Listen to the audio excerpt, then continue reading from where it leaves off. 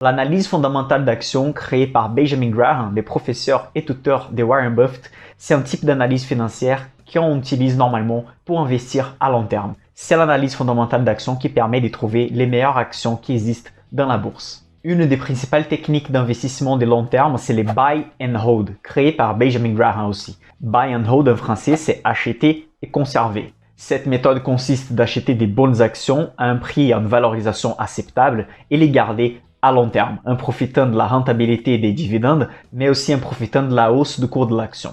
Si on souhaite investir à long terme, il faut trouver des bonnes sociétés. Et c'est l'analyse fondamentale qui permet de trouver ces bonnes sociétés qui nous permet d'être partenaires à long terme. Donc dans cette vidéo, on va voir comment fonctionne l'analyse fondamentale, comment on utilise cet outil d'analyse, la différence entre analyse technique et l'analyse fondamentale. On va voir aussi la différence entre une analyse quantitative et une analyse qualitative. Et bien sûr, on va discuter aussi par rapport aux principaux ratios de l'analyse fondamentale.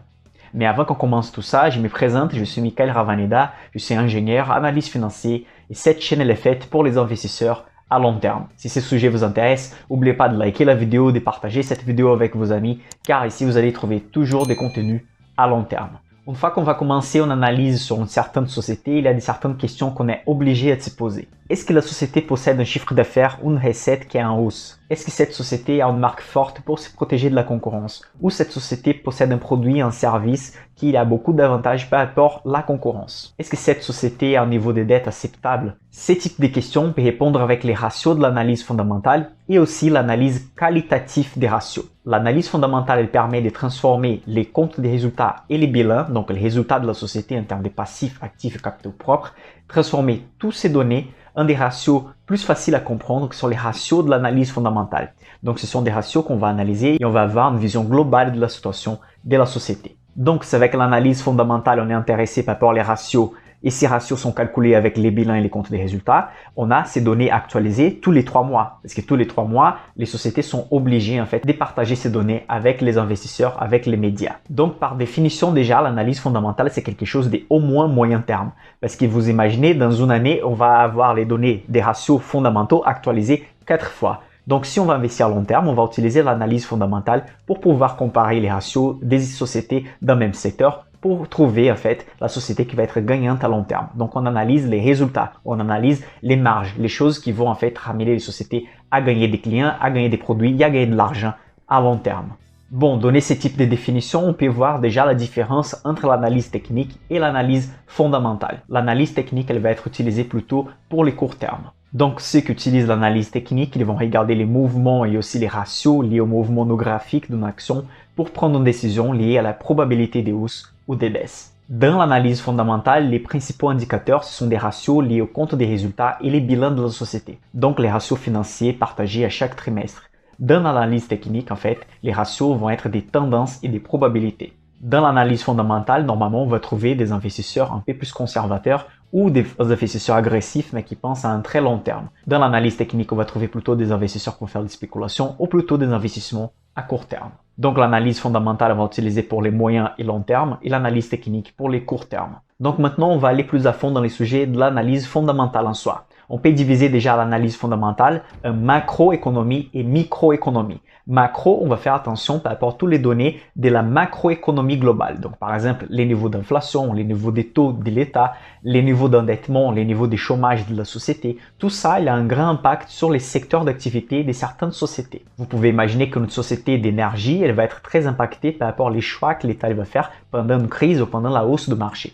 Dans un scénario de chômage élevé, vous pouvez imaginer que ça va impacter beaucoup plus les sociétés qui ont beaucoup d'employés par rapport à celles des technologies par exemple. Vous pouvez imaginer également que la hausse des taux peut en fait augmenter les niveaux d'endettement des sociétés. Ce qui va faire beaucoup d'investisseurs sortir de la bourse parce que ça va devenir plus risqué. Et ceux qui vont sortir de la bourse simplement pour commencer à investir sur les taux fixes de l'État ou dans les obligations des sociétés. On a aussi les questions politiques comme par exemple les États-Unis contre la Chine qu'on a eu les dernières années. Donc la question macroéconomique, on ne peut pas juste jeter par la fenêtre. Il faut qu'on fasse attention aussi parce que ça peut impacter certains secteurs d'activité dans les marchés. Donc une fois qu'on a une vision des macroéconomies, on va aller dans la vision microéconomie. Et dans ces cas, la microéconomie, on veut dire l'analyse de la société. On va analyser sa recette, ses niveaux des marges, ses niveaux des dettes, parce que chaque société va avoir un scénario différent par rapport à la vision et les scénarios macroéconomiques. Et c'est là qu'on arrive à des façons différentes de faire l'analyse fondamentale. On a la version top-down et on a la version bottom-up.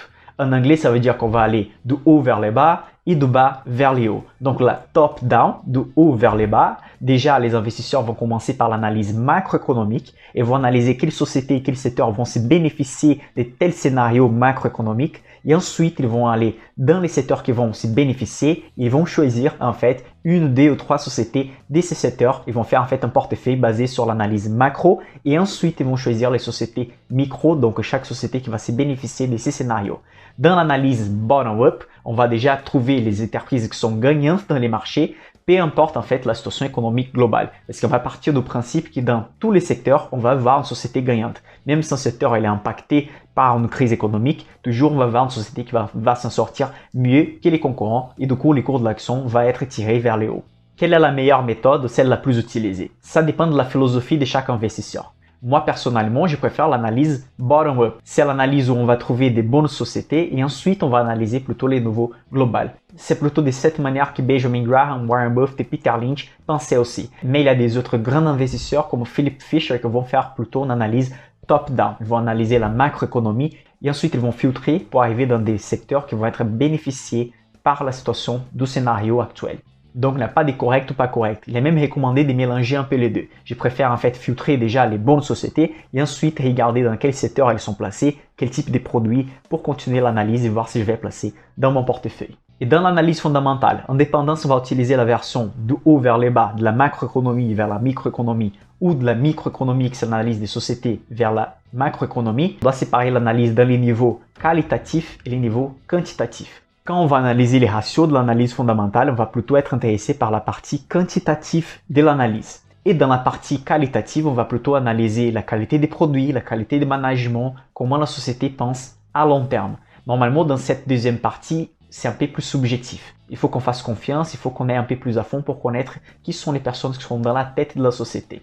Warren Buffett a une phrase très intéressante et dit qu'il faut qu'on investisse sur un bon business, mais tellement un bon business que même un PDG con pourrait gagner de l'argent avec société. Parce que tôt ou tard, un con va être dans la direction de telle société. Donc, dans la partie qualitative, je recommande fortement de chercher un peu par rapport aux PDG de la société, comment fonctionnent les salaires et les commissions qu'ils vont recevoir une fois que l'entreprise va performer bien, et aussi quels sont les plans futurs pour la société. Quantitatif, bien sûr, on va analyser les ratios de l'analyse fondamentale que j'ai déjà parlé dans beaucoup de vidéos, comme les retours sur les capitaux propres, les marges d'exploitation, la marge nette, les dettes sur EBITDA, la dette sur capitaux propres, les retours sur les actifs, les prix sur chiffre d'affaires. Donc, il y a des dizaines et dizaines de ratios d'analyse fondamentale. Quel ratio on doit utiliser?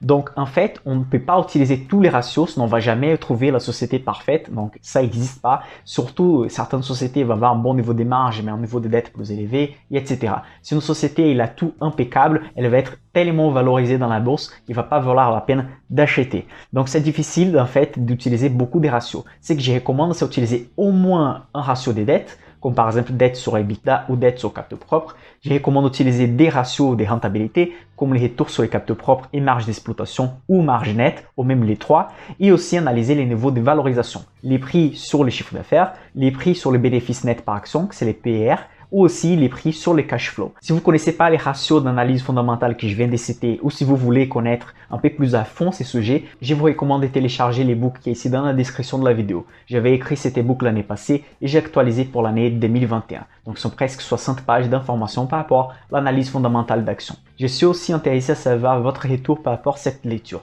Il suffit de m'envoyer un mail ou un message ci-dessous cette vidéo. Donc, dans ma chaîne, je parle beaucoup d'analyse fondamentale d'action. Donc là, c'est un résumé de tout ce qui concerne l'analyse fondamentale d'action. Je suis sûr qu'il y a certaines nuances que vous ne connaissez pas, comme le top-down, le bottom-up ou l'analyse quantitative, qualitative.